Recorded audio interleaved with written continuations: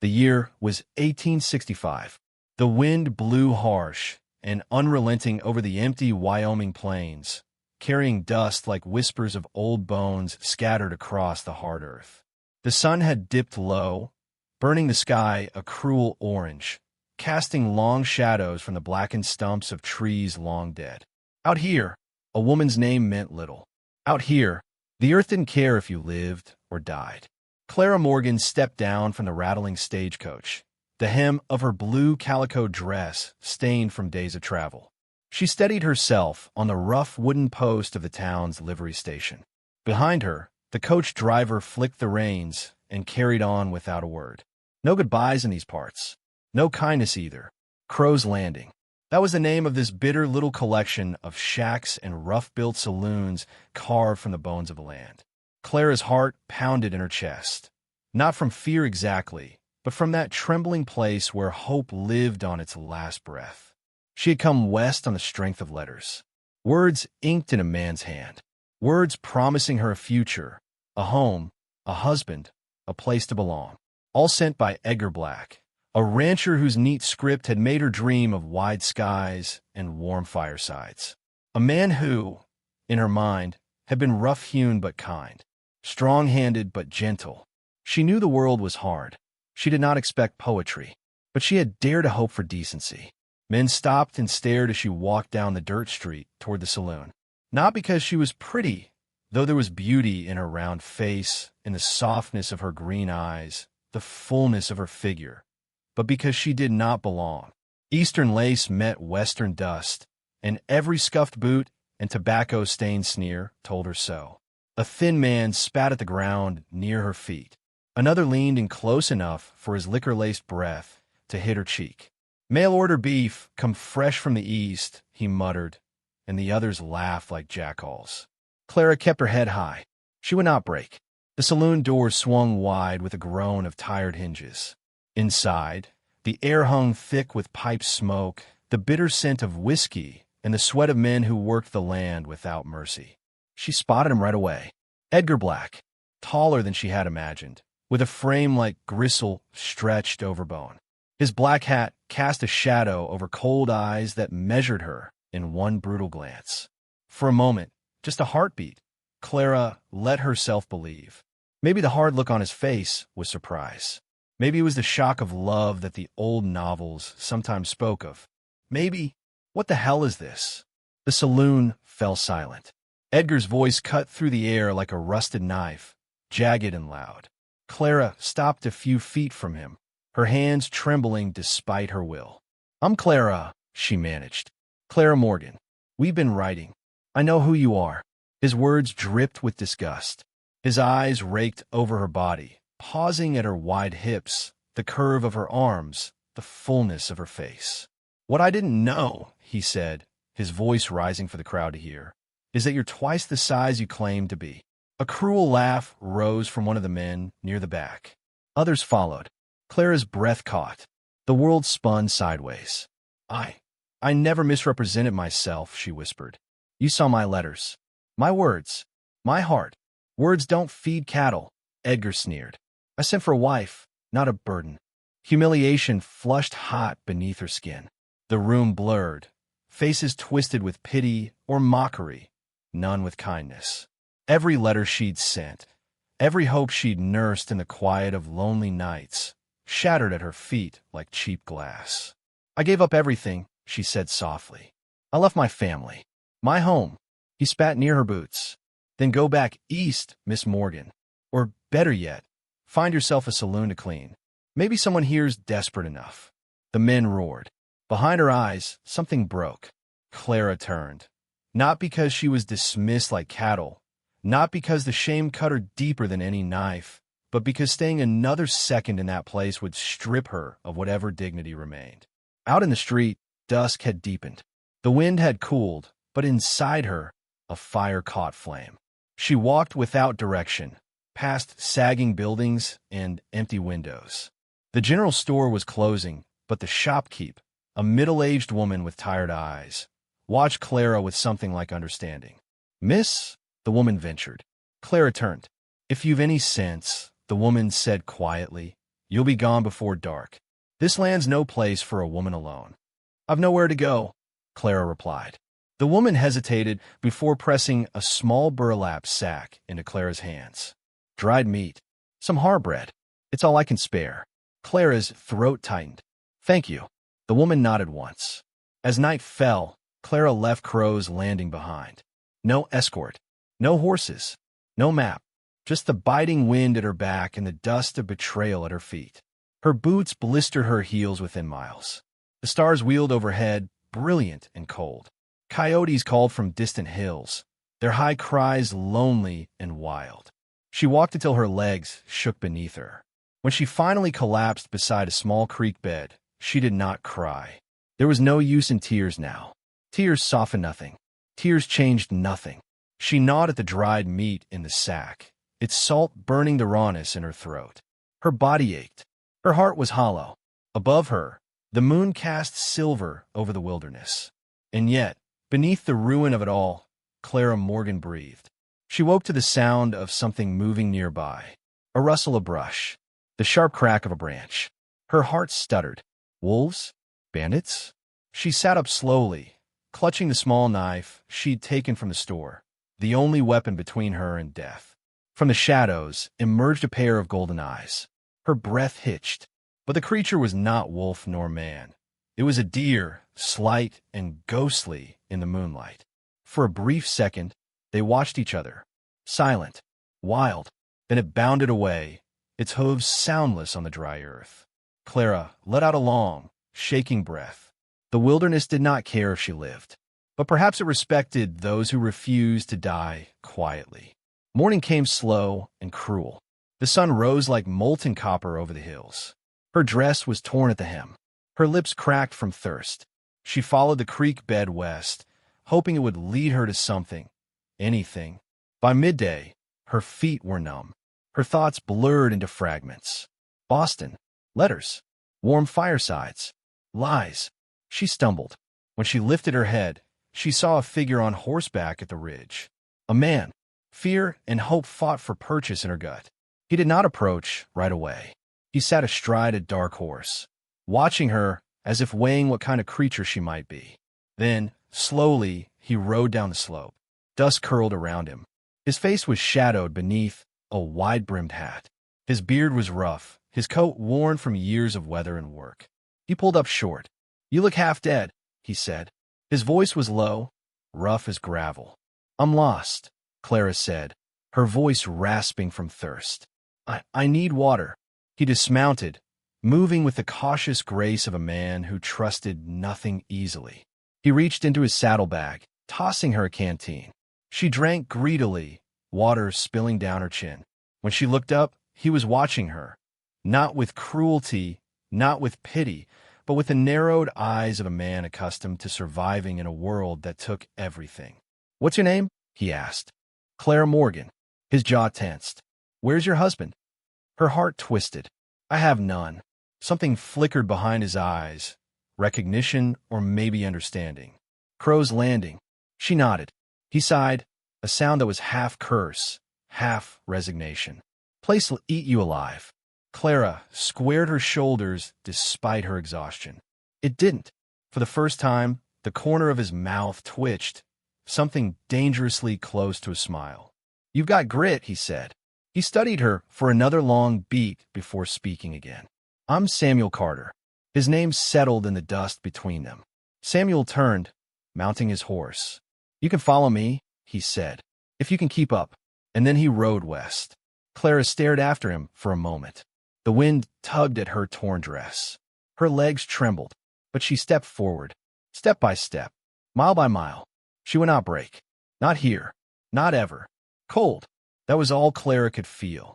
The wind scraped over her like knives across raw skin, dragging icy fingers through the loose strands of her once carefully braided hair. Her boots, caked in drying mud and blood, some of it hers, some of it from the sharp-toothed world she stumbled through, crunched over brittle pine needles and hidden stones beneath the snow-dusted forest floor. She didn't know how many days had passed since Samuel Carter had left her there, alone. abandoned like discarded freight, too heavy to carry westward. Too fat. His words rang in her bones louder than the wind. You were never going to make it. Ain't no man west of the Missouri wants a woman built like you. But the fire in her chest burned hotter than hunger. She would survive, not because she was wanted, but because she would not give him the satisfaction of dying out here. Still, survival was not a promise. Her hands trembled as she pulled the last of the pine boughs over her small shelter, little more than a hollow between two boulders where the wind cut slightly less fierce. The sky had turned copper and ash, the hour of wolves. Night pressed close. She sank to her knees, wrapping the ragged shawl tighter around her frame.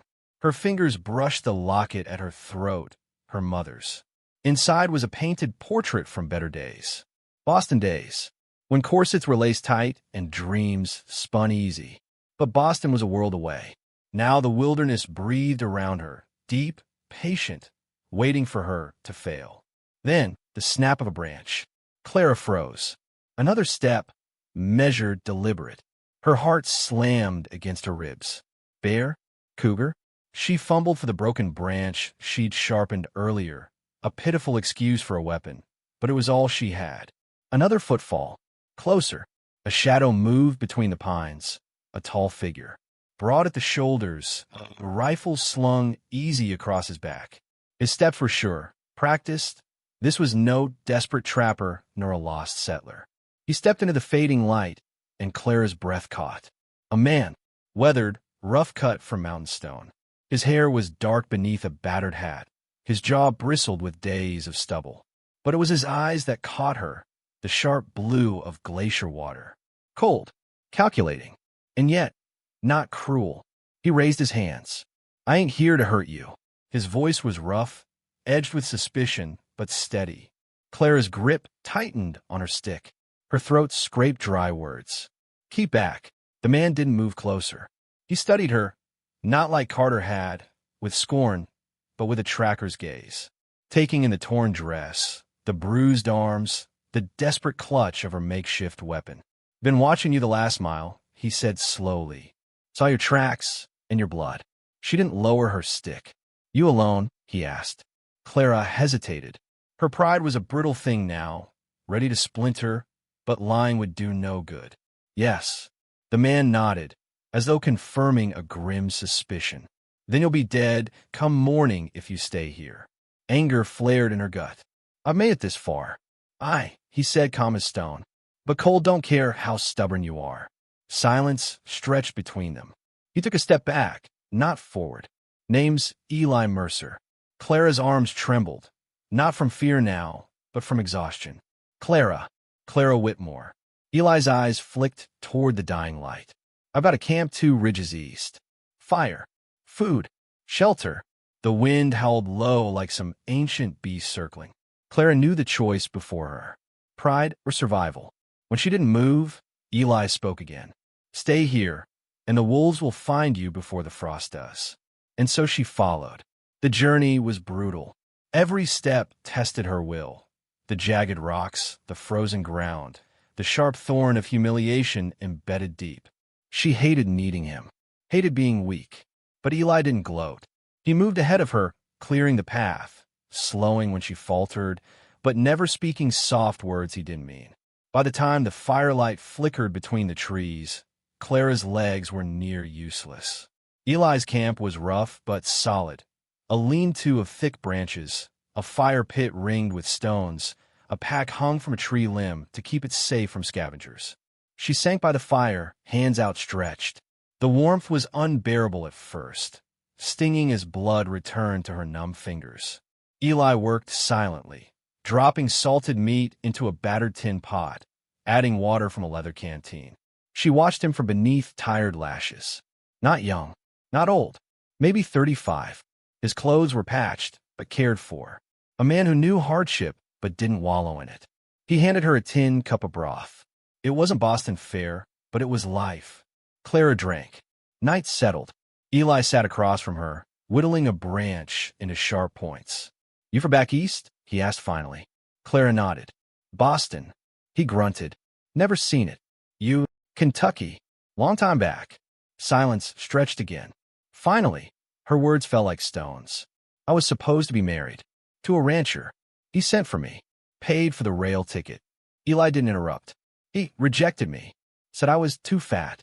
The words choked in her throat. Eli didn't flinch. Didn't look away. His knife worked steadily. That's so. She hated how the tears burned behind her eyes. I should have known better. Men like him don't want women like me. Eli's gaze lifted, steady as granite. Then he's a fool. Simple words. But they hit deeper than she expected. Out here, Eli said, tossing a finished steak on the pile. What you look like don't mean a damn. What matters is grit. Backbone. Clara stared into the fire. Grit. She wanted to believe it. Morning came gray and hard. Eli handed her a strip of dried venison. We need to move. Clara blinked. Where? Nearest town is 3 days west. Supplies are low. Wolves been prowling. We'll need to stay sharp. He paused. You ready? Clara looked at her torn dress. The bruises blooming along her arms, the ache in her bones. I'm ready. The journey became a rhythm. Step. Breath. Step. Eli taught her as they walked. How to read tracks in the dirt. How to move silent over stone and root. How to find the dry wood even after rain. When a wolf's howl split the night, low and mournful, Eli didn't look afraid. But he watched the shadows closer. On the second day, they found signs of danger. A carcass half picked over. Wolf prints. Fresh. Eli's jaw tightened. Keep the fire high tonight. But Clara didn't sleep. She watched Eli keep vigil, rifle across his knees, eyes sharp. A protector, not because she was owed it, but because it was right. The third day brought trial. A river. Fast-moving. Ice-choked. Clara's heart sank. I can't. Eli's voice cut through her fear. Yes, you can. He rigged a line from a sturdy pine, looping the rope around his waist. I'll go first. You follow. The water bit like knives.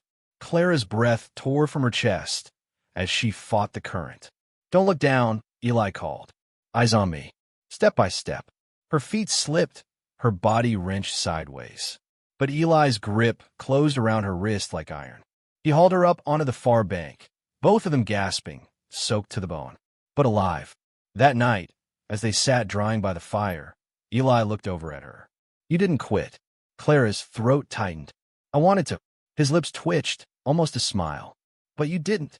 For the first time in days, weeks, she felt something fragile stir. Hope. When the lights of the town finally shimmered on the horizon, little more than lantern glow in the dust, Clara felt her knees weaken. Eli spoke low beside her. You go on from here. You'll find a way. She turned to him. And you? His eyes softened. Never been one for towns. Clara's heart twisted. For all the pain of this journey, for all the betrayal that brought her here, it was this man, this wilderness-forged stranger, who had seen her worth when no one else had. As the wind brushed cold across the prairie, she made her choice. Eli. He turned. Her voice was steady. I'm not done fighting yet. And neither was he. The sun hung low over the jagged teeth of the Montana mountains, casting long shadows that crawled like dark fingers across the valley floor. Abigail Walker stood upon the ridge, wind catching at her tattered skirts, heart pounding with the weight of all that had come before, and all that was yet to come. Behind her lay the wilderness that had nearly broken her, and beside her stood Luke McAllister, the man who had saved her life more times than she cared to count. A man with weathered hands and eyes like a storm-racked sky, guarded, steady, yet burning with something he fought hard to hide. She wasn't the same woman who'd stepped off the train weeks ago, heart swollen with dreams of love, only to be gutted by rejection. Jonas Cutter, the man who had sent for her, had scorned her for her size, called her soft, weak, unfit for frontier life. His cruelty still burned in her bones. But now, everything was different. Luke shifted beside her, gaze never leaving the distant settlement below. Cutter's ranch, Abigail's past, and perhaps her reckoning. You don't have to do this, Luke said, voice low, roughened by wind and wear. I do, Abigail replied, steel lacing her words like iron rivets. Not just for me. For every woman who was told she wasn't enough. Luke's jaw clenched. He hadn't been a man of many words, but she'd learned to read the language of his silences, the way his hand hovered protectively near his rifle, the flicker of worry that darkened his brow. The journey through the wild had stripped them both raw, the cold, the hunger, the nights she'd thought she wouldn't wake. And in that crucible, something unexpected had formed, trust and something deeper. Affection, perhaps even love. But love was not what waited in the valley. Justice did. They descended the ridge together, silent but united, their footfalls muffled by pine needles and dust. The settlement loomed larger with every step, Cutter's sprawling ranch house framed against the reddening sky. A place built on hard labor and harder men. As they reached the outskirts, Luke paused, his voice barely a whisper. "I'll stand with you, Abigail, whatever comes." She turned to him, her heart tight, raw with emotion. "I know you will," she said, "but this I have to start alone." Luke's eyes searched hers, for doubt, for fear. He found neither. Abigail Walker stepped through the gate like a woman reborn. The ranch hands took notice quick enough, laughter turning to muttered curses as they recognized her. A few looked away, ashamed perhaps of the way they'd stood silent when Cutter humiliated her weeks ago. Jonas Cutter stood on the porch, glass of whiskey in hand, the same sneer twisting his face. His voice rang out like a whip crack. "Well, I'll be damned. The fat girl lives." A few men chuckled nervously, not because they found it funny, but because Cutter was the sort of man you laughed with or bled for it. Abigail stood tall, back straight, shoulders squared. "I didn't come back for your approval, Jonas," she said, her voice cutting through the twilight like a blade. Cutter descended the steps, swagger in every step. "No? Then what did you come for, sweetheart? Ain't no place for the likes of you here. Go back to whatever hole McAllister dragged you from." She didn't flinch. "I came for what's mine. My dignity, my say, and my rightful share of what you promised me when you sent for a wife." The men shifted uncomfortably. Even in this harsh land, a man's word was supposed to mean something. Cutter's face darkened. "You think this is a storybook ending? You think you can waddle in here and demand respect? Nobody gives a damn about your hurt feelings." Luke stepped from the shadows then, rifle resting easy in his hands, his voice low and deadly. "That's where you're wrong." Cutter stilled. He hadn't seen Luke approach, hadn't counted on the wilderness forging a woman stronger than he'd ever imagined, and a man willing to stand beside her. Luke's presence sent a ripple through the gathered men. His name carried weight. Reputation. Cutter's sneer faltered. "You threatening me, McAllister?" "No," Luke replied. "Just stating facts. Abigail here survived more than you ever could out there. Bears, blizzards, hunger. She earned her place 10 times over." Cutter scoffed, but his bravado had soured. Abigail took another step forward. "I don't want her land, Jonas. I don't need your pity, but I'll have the money you promised for my dowry, for the journey you made me take, and for the lies you told." Cutter's lip curled. "You ain't worth a penny." Luke shifted. The men tensed. Abigail didn't blink. "Then I suppose you won't mind me telling the marshal how you've been selling stolen cattle to the mining camps, or that you sent for mail-order brides under false names just to humiliate them." Gasps rippled through the crowd. Luke's sharp eyes caught the flicker of panic in Cutter's face. "You've got no proof," Cutter hissed. "Proof?" Abigail echoed. She smiled, slow, unyielding. "I've got men here who saw it, and a man beside me who fights for what's right." Cutter lunged, but Luke was faster. The rifle but cracked across Cutter's jaw, sending him sprawling into the dirt. The men didn't move to help him. His power, like his whiskey, had run dry. Silence fell. Abigail looked down at him, not with malice, but with the quiet dignity of a woman who had survived hell and come out tempered like steel. "I'll be gone by morning," she said, "but I'll have what's mine." Cutter spat blood, but said nothing. Hours later, as the moon hung high, Abigail and Luke sat by a campfire beyond the outskirts. A small pouch of coins rested between them. The sum of her dowry, a hollow thing compared to what she'd truly gained. Luke looked at her, really looked. "You didn't need me back there," he said, half smiling. "I needed you here," she corrected, touching her heart. The fire crackled between them. "Abigail," He began, voice hoarse. "I ain't a man of fine words. Never was." She waited, heart thudding. "But I reckon I've seen more courage in you than in any man I ever rode with. And if there's a place in your life, in your heart, I'd be proud to stand there." Tears burned her eyes, not from sorrow, but from the staggering weight of being seen. Truly seen. She reached for his calloused hand. "There's a place for you, Luke McAllister," she whispered. "Always." The dawn came gentle, soft across the wide frontier. A new day, a new beginning. Behind them lay the wreckage of betrayal. Ahead of them, a life built not on false promises, but on earned love. And in the hush of the early morning, as they saddled their horses and rode toward whatever came next, Abigail Walker knew this truth deep in her bones. She was not too fat. She was not unworthy. She was exactly as she was meant to be. Strong, loved, unbreakable. And the frontier would remember her name.